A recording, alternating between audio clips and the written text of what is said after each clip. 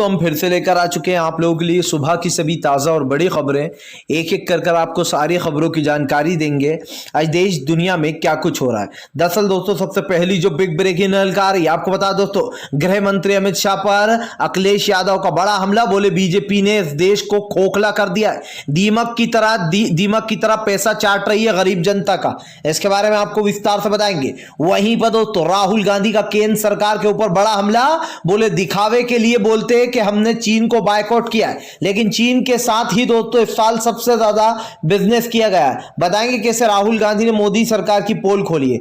वहीं पर दोस्तों अगली बिग ब्रेकिंग में हम आपको बताएंगे दोस्तों नसीरुद्दीन शाह की एंट्री। जी हां, नसीरुद्दीन शाह बोले मुसलमानों को डराने से मुसलमान डरेंगे नहीं बल्कि भड़केंगे। जी हां, और आप समझ सकते हैं दोस्तों उसके बाद उन्होंने गृह युद्ध की बात कर दी है। इसके बारे में आपको विस्तार से बताएंगे। वहीं पर दोस्तों अगली बिग ब्रेकिंग में हम आपको बताएंगे दोस्तों, जी हां, दरअसल आपको बता दें यूपी के अब शायरों का नाम बदला जा रहा है। इसको लेकर अब कुमार विश्वास भी भड़क गए असदुद्दीन ओवैसी के बाद। बताएंगे क्या है पूरा मामला दरअसल। वहीं पर दोस्तों अगली बिग ब्रेकिंग में हम आपको बताएंगे फिरोजाबाद में भड़की प्रियंका गांधी का केंद्र पर बड़ा हमला। बोले महिलाओं को आरक्षण नहीं बल्कि महिला खुद शक्तिशाली है, महिलाओं को बीजेपी कमजोर समझती है। इसके बारे में आपको विस्तार से बताएंगे। वहीं पर दोस्तों अगली बिग ब्रेकिंग में हम आपको बताएंगे दोस्तों, जी दरअसल दोस्तों आपको बता दें हेमंत सोरेन का गरीब जनता को बड़ा तोहफा। बोले 26 जनवरी से पेट्रोल 25 रुपए लीटर कम कर देंगे गरीब जनता बाइक वालों के लिए। जी हाँ, बाइक और स्कूटर वालों के लिए लोगों ने जमकर हेमंत सोरेन की इस बात को जो है यहाँ पर दोस्तों प्रशंसा की है। इसके बारे में भी आपको विस्तार से बताएंगे।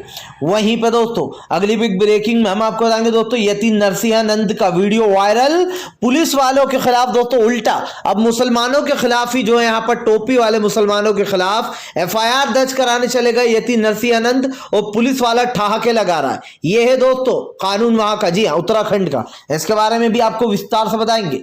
वहीं पर दोस्तों अगली बिग ब्रेकिंग में हम आपको बताएंगे दोस्तों, जी हां, दरअसल आपको बता दोस्तों सर्वे में भारतीय जनता पार्टी का उत्तर प्रदेश में हुआ पूरी तरीके से सफाया। आपको बता दोस्तों एक पोर्टल रिपोर्ट के जरिए यह माना जा रहा है कि फिलहाल 37% लोगों ने कहा कि योगी ने बेकार काम किया है, जबकि 20% लोग दोस्तों औसत में रहे। समझते हैं दोस्तों इसका मतलब आपकी बीजेपी हर तरफ से हार रही है। इसके बारे में भी आपको विस्तार से बताएंगे। वहीं पर दोस्तों लक्ष्मी नारायण का विवादित बयान। जी हां, बोले फिलहाल अगर कृष्ण जन्मभूमि नहीं बनी तो क्या यहां पर नहीं बनी तो फिर क्या पाकिस्तान में बनेगी। और इसी के साथ साथ यह भी कहा कि फिलहाल अखिलेश की पार्टी में गोल टोपी वाले आते हैं। जी हां, मंत्री में। इसके बारे में भी आपको विस्तार से बताएंगे।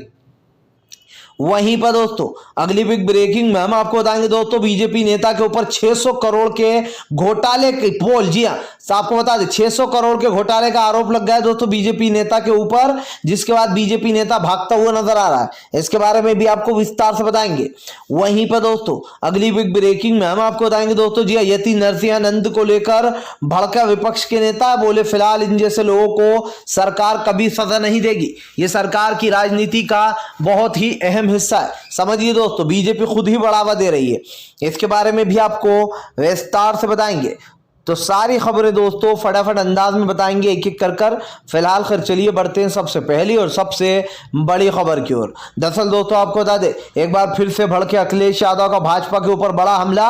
बोले लोगों का पैसा दीमक की तरह चाट रही गरीबों का पैसा भाजपा। जी हां, भाजपा ने पिछले 5 सालों में गरीब जनता के पैसे को लूट लूट कर खुद के लिए बड़ी बड़ी कारें खरीद ली। दरअसल दोस्तों नरेंद्र मोदी की 12 करोड़ की कार के ऊपर जमकर ताना मारते हुए नजर आए हैं अखिलेश यादव। अखिलेश ने कहा कि इनके लिए 12 करोड़ की कार है घूमने के लिए, लेकिन गरीब आदमी रिक्शा में भी नहीं बैठ सकता 2 रुपए देकर। अखिलेश ने कहा कि आज पेट्रोल डीजल के दाम लगातार बढ़ते चले जा रहे हैं, आम जनता के सर पर इसका भार फोड़ा जा रहा है। सीएम योगी कहते हैं कि हमने 5 साल में विकास किया। अगर बीजेपी में दम है तो वो बताए कि उसने 5 सालों में कौन सा विकास किया, किस जगह पर क्या चीज की। सिर्फ हमारे फीते काटने से काम नहीं चलने वाला। अखिलेश ने कहा कि देश की जनता के लिए सूखी रोटी भी नहीं और प्रधानमंत्री नरेंद्र मोदी घी चुपड़ चुपड़ कर रोटियां खा रहा है, 12 करोड़ की कार में घूम रहा है, लाखों रुपए के कपड़े पहन रहा है, और ये लोग कहते हैं कि भैया हमने छापे मारकर सपा के यहां से पैसा बरामद किया। पहले प्रधानमंत्री ये बताएं कि ये पैसा किस चीज से लाया गया था,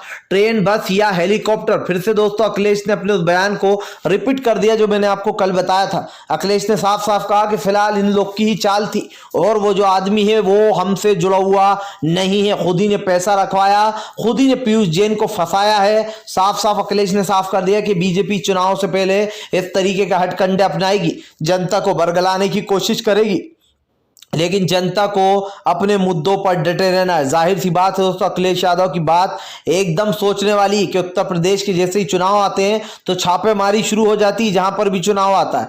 फिलहाल खैर चलिए हम बढ़ते हैं दोस्तों एक और अगली बिग ब्रेकिंग की तरफ। बता दोस्तों अगली जो बड़ी खबर निकल कर आ रही है, दरअसल दोस्तों आपका बता दें बीजेपी के ऊपर जमकर बरसे राहुल गांधी। बोले एक तरफ चीन को बायकॉट करने की बात करते हैं, दूसरी तरफ चीन के साथ ही व्यापार करते हैं। ये लोग दोगले हैं, डबल चेहरे इनके। दरअसल दोस्तों राहुल गांधी ने प्रधानमंत्री की पोल खोल डाली है। आपको बता दोस्तों इसी साल में चीन के साथ सबसे ज्यादा बिजनेस किया गया 90 करोड़ रुपए का, जिसके बाद राहुल गांधी ने जो यहाँ पर बड़ा खुलासा कर दिया है। राहुल ने कहा एक तरफ प्रधानमंत्री कहते हैं कि चीन की ऐप भैया बंद कर दो, चीन की ऐप बंद कर दो, कोई मत चलाओ, चीन को बायकॉट करो। राहुल ने कहा कि प्रधानमंत्री नरेंद्र मोदी के दो चेहरे हैं, एक तो वो जो देश की जनता को यह बताने के लिए है कि देखो मैं कितना स्ट्रिक्ट हूं, मैंने चीन के साथ बिजनेस बंद कर दिया, चीन को यहां भारत में नहीं आने दिया जाएगा चीन के लोगों को, और दूसरी तरफ प्रधानमंत्री बाला ही बाला उनके साथ बिजनेस करते। जाहिर सी बात है दोस्तों हमारे देश में जो फोन बिक रहे हैं, ओप्पो हो या वीवो हो, जितने भी ये फोन है दोस्तों ये सब कुछ चाइना के फोन है। और प्रधानमंत्री अगर इतने ही दम वाले थे तो उन टुच्ची ऐपों से अच्छा था दोस्तों कि मोबाइल वगैरह बंद करके बताते, फिर मैं मानता। नरेंद्र मोदी ने दोस्तों चीन के बैंकों से लोन उठा रखा है। जाहिर सी बात है प्रधानमंत्री नरेंद्र मोदी चीन के कदमों तले दबे पड़े हुए हैं। राहुल गांधी ने कहा कि प्रधानमंत्री देश की जनता को बताएं कि चीन ने हमारी कौन कौन सी जगहों को हड़प लिया है। प्रधानमंत्री हमेशा देश की जनता से कहते हैं कि चीन पर हम भारी पड़ना है। ये पूरी गोदी मीडिया दोस्तों मोदी सरकार का बखान करने के लिए 56 इंच की छाती बताती है, लेकिन शायद ये सरकार ये भूल गई है कि फिलहाल इस देश में जनता रहती है, ना कि जो दोस्तों घास खाने वाले लोग। जी हाँ, और जिस तरीके से दोस्तों बीजेपी अपनी राजनीति चमकाने की कोशिश कर रही है, अपने आप को ज्यादा ही समझदार समझ रही है, ये साबित होता है दोस्तों कि बीजेपी एक नंबर की मूर्ख है। लोगों को दिख रहा है कि टुच्ची ऐप बंद कर बड़े बड़े कारोबार चीन के साथ किए जा रहे हैं। फिलहाल खैर चलिए हम बढ़ते हैं दोस्तों एक और अगली बिग ब्रेकिंग की तरफ। बता दोस्तों अगली जो बड़ी खबर निकल कर आ रही है, दरअसल दोस्तों आपको बता दें बीजेपी नेता ने किया 600 करोड़ का घोटाला, कैमरे देखकर भागा। अब आप सोचिए दोस्तों महज 200 करोड़ रुपए के ऊपर दोस्तों 200 करोड़ के ऊपर अखिलेश यादव को बार बार घेरा जा रहा था, लेकिन यहां देखिए दोस्तों बीजेपी के मंत्री ने 600 करोड़ का घोटाला कर डाला और मंत्री साहब कैमरा देखकर भाग गए, कैमरों को धकेलने लगे, पत्रकारों को धक्के मारने लगे। इनका नाम मैं आपको बता दूं दोस्तों, इनका नाम है गुमनाम सिंह। इन्होंने 600 करोड़ के घोटाले का इनके ऊपर आरोप लगाए, इनके ऊपर एफआईआर दर्ज कर ली गई है। जैसे ही मंत्री महोदय को पता चला कि भैया हमारे पीछे तो पत्रकार पड़ गए, पत्रकार तो हमारी जन्म कुंडली तक निकाल डालेंगे अगर सवाल पूछे तो, जिसके बाद दोस्तों बीजेपी नेता जो यहां पर भाग निकला। बीजेपी नेता को दोस्तों सारे पत्रकारों ने घेर लिया, आपको बता दें, लेकिन भागने की कोशिश करता रहा, पर यहां पर गुमनाम सिंह को भागने नहीं दिया। जिसके बाद जब इससे सवाल पूछा गया तो ये कोई भी सवाल का जवाब नहीं दे रहा था, सिर्फ पत्रकारों को धक्के मारने के अलावा और उनको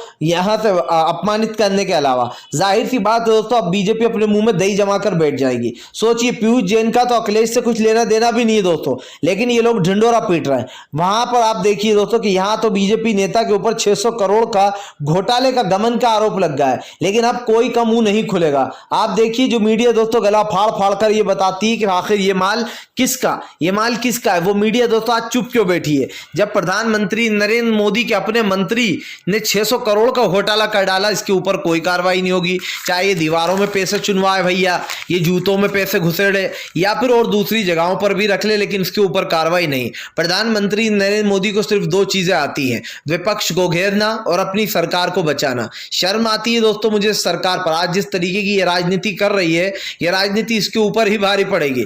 फिलहाल खैर चलिए हम बढ़ते हैं दोस्तों एक और अगली बिग ब्रेकिंग की तरफ। बता दोस्तों अगली जो बड़ी खबर निकल कर आ रही है, यति नरसिंहानंद का वीडियो वायरल, लोगों ने कहा अब इंसाफ की उम्मीद करना बेकार। जी हाँ, लोकतंत्र खत्म, देश खत्म।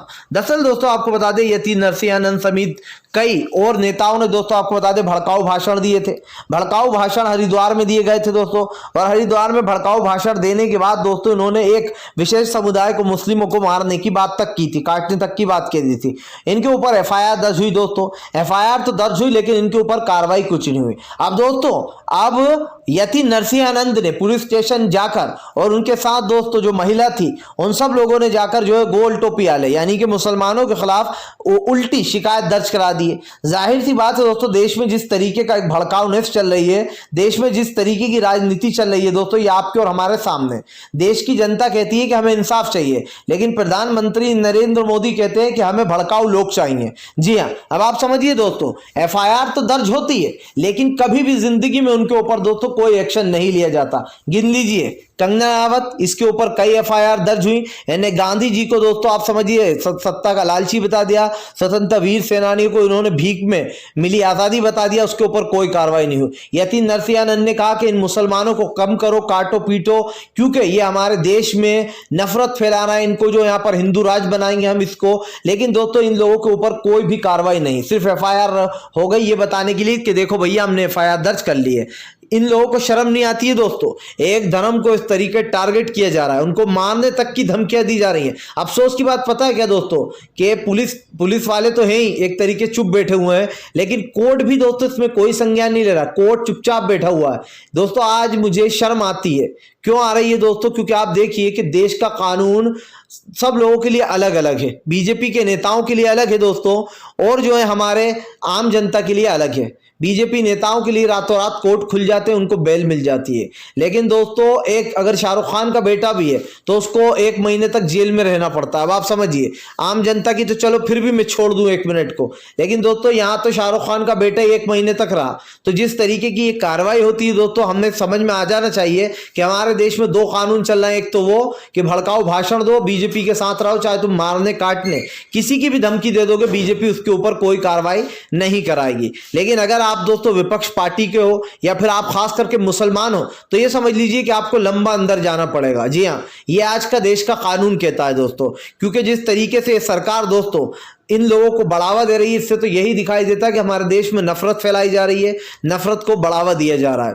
क्योंकि दोस्तों ये वीडियो देखकर ये साबित होता है कि पुलिस भी यति नरसिंहानंद के कहने पर देखिए कैसे उछल रही है। दरअसल दोस्तों ये वीडियो जो है हरिद्वार का, जहां पर इन लोगों ने उल्टा टोपी वालों के खिलाफ यानी कि मुस्लिमों के खिलाफ ही एफआईआर दर्ज जाकर कराई, जिसके बाद दोस्तों इसमें जो यति नरसिंहानंद है उसके साथ जो महिला है वो कहती हुई नजर आई है कि फिलहाल मुझे उम्मीद है आप जो है बिल्कुल निष्पक्षता से कार्रवाई करोगे। तभी यति नरसिंहानंद कहता है निष्पक्षता से क्यों करेगा, ये तो अपना ही लड़का है, ये अपने हक में फैसला करेगा। अब आप समझिए दोस्तों, यानी कि यति नरसिंहानंद कह रहा है कि कानून कुछ है ही नहीं, इसकी बेसिकली शॉर्ट फॉर्म में अगर कहा जाए तो ये हमारे ही हक में फैसला देगा, ये तो मेरा लड़का है, यानी कि इनका बेटा एक तरीके से वो ये कहना चाह रहा है। तो ये है दोस्तों, और पुलिस वाले को देखिए कैसे बेशर्मी से इनके साथ ठहाके लगा रहा है। ये इस देश की पुलिस है दोस्तों, ऐसे अच्छे तो बाहर देश के पुलिस वाले होते हैं दोस्तों।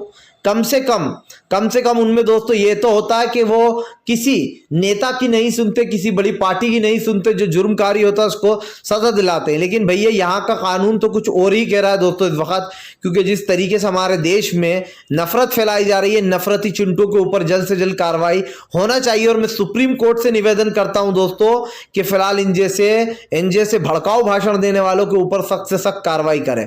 फिलहाल खैर चलिए हम बढ़ते हैं दोस्तों एक और अगली बिग ब्रेकिंग की तरफ। बता दोस्तों अगली जो बड़ी खबर निकल कर आ रही, जी हाँ दरअसल दोस्तों आपको बता दें हेमंत सोरेन ने दिया, जी हाँ दोस्तों झारखंड के सीएम हेमंत सोरेन ने दिया गरीब जनता को दोस्तों आपको बता दें बड़ी वो दे दी राहत दोस्तों, क्योंकि यहाँ पर हेमंत सोरेन ने यह वादा किया है कि वो 26 जनवरी से पेट्रोल डीजल 1 लीटर पे दोस्तों 1 लीटर पेट्रोल डीजल पर 25 रुपए कम कर रहे हैं। दोस्तों ये बहुत बड़ी बात है। हेमंत सोरेन ने वादा किया है कि वो 26 जनवरी से पेट्रोल को 25 रुपए लीटर कम कर देंगे। किन के लिए करेंगे दोस्तों, जो स्कूटर और बाइकें चलाने वाले हैं। सीधा ऐलान कर दिया हेमंत सोरेन की जो गरीब इंसान है उनके लिए अब झारखंड में 25 रुपए पेट्रोल कम किया जा रहा है ताकि यहाँ की जनता खुश रहे। क्योंकि दोस्तों जाहिर सी बात है पेट्रोल डीजल ने आम जनता की कमर तोड़ रखी है। जिस तरीके से पेट्रोल डीजल ने दोस्तों आम जनता की कमर तोड़ रखी है उसको लेकर सरकार में कई सवाल खड़े हो रहे हैं।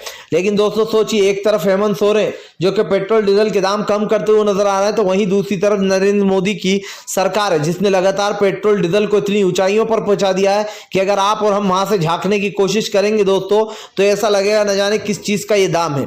आप देखिए, नरेंद्र मोदी ने 2014 में देश की जनता से जो वादे किए थे, सरकार उसके विपरीत गई। देश की जनता को बेवकूफ समझा, देश की जनता को दोस्तों मूर्ख बनाने का काम चल रहा है। जो लोग दोस्तों देश की जनता को बेवकूफ समझते हैं वो लोग ये समझ लें कि फिलहाल बीजेपी की उल्टी गिनती अब शुरू हो चुकी है। जी हाँ, और शुरुआत उत्तर प्रदेश के चुनाव से ही होगी। जिस तरीके से इनकी उपचुनाव में हार हुई है, मैं उम्मीद करता हूं दोस्तों कन्हैया कुमार जैसे लोग और आगे आए, जिनको दोस्तों स्पीच देने में मजा आता है, जिनकी स्पीच सुनने में मजा आता है, जो मोदी सरकार की 1 मिनट में बखिया उधेड़ के रख देते हैं। फिलहाल खैर चलिए हम बढ़ते हैं दोस्तों एक और अगली बिग ब्रेकिंग की तरफ। बता दोस्तों अगली जो बड़ी खबर निकल कर आ रही, नसीरुद्दीन शाह कूदे दोस्तों लड़ाई में। जी अब आपको बता दें, दरअसल दोस्तों अब यति नरसिंहानंद जैसे लोगों को नसीरुद्दीन शाह ने मुंह तोड़ जवाब दिया।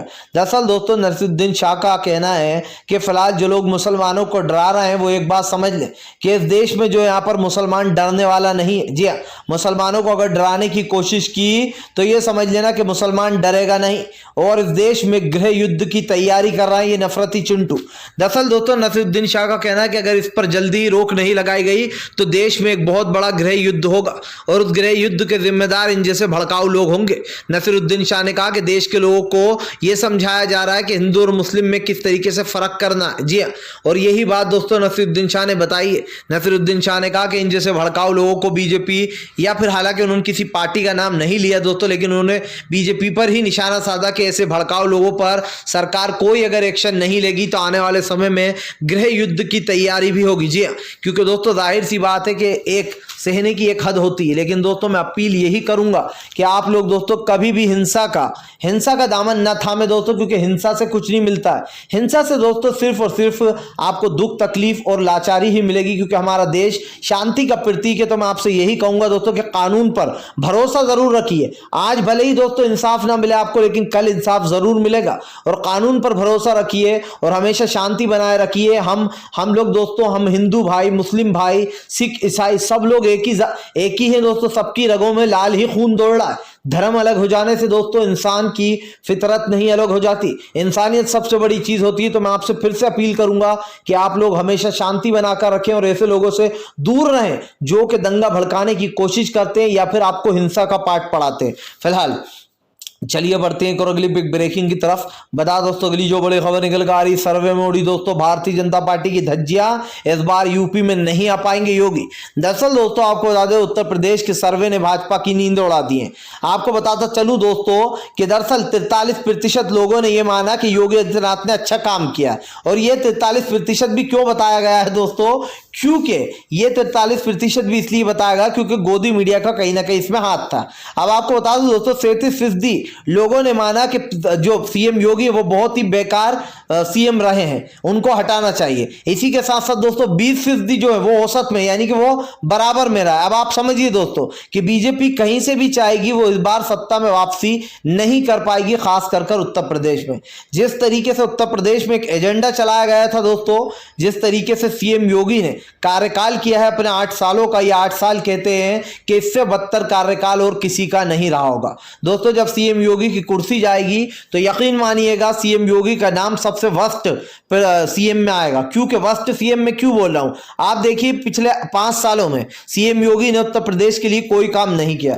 जो काम अखिलेश ने बीच में छोड़े थे बस उन्हीं कामों को पूरा किया गया, और उन कामों को पूरा कर अखिलेश का क्रेडिट भी खुद ने ले लिया। उत्तर प्रदेश की राजनीति कहती है दोस्तों कि बदलाव बहुत जरूरी है और बदलाव होना भी चाहिए। फिलहाल चलिए हम बढ़ते हैं दोस्तों एक और अगली बिग ब्रेकिंग की तरफ। बता दोस्तों अगली जो बड़ी खबर निकल कर आ रही है, दरअसल दोस्तों आपको बता दें लक्ष्मी नारायण का विवादित बयान, बोले अखिलेश यादव की, जी अखिलेश यादव की सभाओं में गोल टोपी वाले पहुंचते थे। अब आप समझिए दोस्तों अखिलेश यादव की जो सभाएं होती थी उसमें गोल टोपी वाले पहुंचते थे, यानी कि दोस्तों मुसलमान। यानी कि दोस्तों बीजेपी वालों ने कसम खा ली है कि वो हर जगह मुसलमान को टारगेट करेंगे और दोस्तों हर जगह वो जो है हिंदू मुसलमान की राजनीति करेंगे। देंगे। ये लक्ष्मी नारायण ने दोस्तों विवादित बयान दिया है। इससे पहले भी इन्होंने विवादित बयान दिया था, कहा था अगर मथुरा में श्री कृष्ण जन्मभूमि पर मंदिर नहीं बनेगा तो फिर क्या पाकिस्तान में बनाएंगे हम मंदिर। अब आप समझिए दोस्तों, ये लोग चाहते हैं कि वहां की जो शाही ईदगाह है उसको भी शहीद कर दिया जाए और वहां पर भी मंदिर बनाया जाए। वहां पर दोस्तों ये शायद भूल गए कि ऑलरेडी मंदिर है, वहां पर मंदिर भी है और मस्जिद भी है। दोस्तों ये अगर सोच रहे हैं कि इसका इतिहास भी बाबरी जैसा रहेगा तो बहुत बड़ी गलत फहमी में है। बाबरी का तो खैर इसलिए दे दिया गया था कि वहां पर भैया मंदिर नहीं था, यहाँ पर तो ऑलरेडी मंदिर भी है और मस्जिद भी है। तो ये गलत फहमी तो छोड़ ही दें कि वहां पर मस्जिद को हटाकर मंदिर की जगह दे दी जाएगी। ये सिर्फ आप लोगों को बेवकूफ बनाने का काम कर रहे हैं दोस्तों, और जानबूझकर हमारे मुस्लिम और हमारे हिंदू भाइयों को लड़ाने की कोशिश की जा रही है। फिलहाल अगर आपको वीडियो अच्छा लगा है तो इसको लाइक करें, चैनल पर पहली बार आए तो चैनल को सब्सक्राइब जरूर कर लें, पास में एक घंटी आएगी उसको भी दबाएं ताकि हमारे हर वीडियो की जो अपडेट है दोस्तों वो आपको मिलती रहे।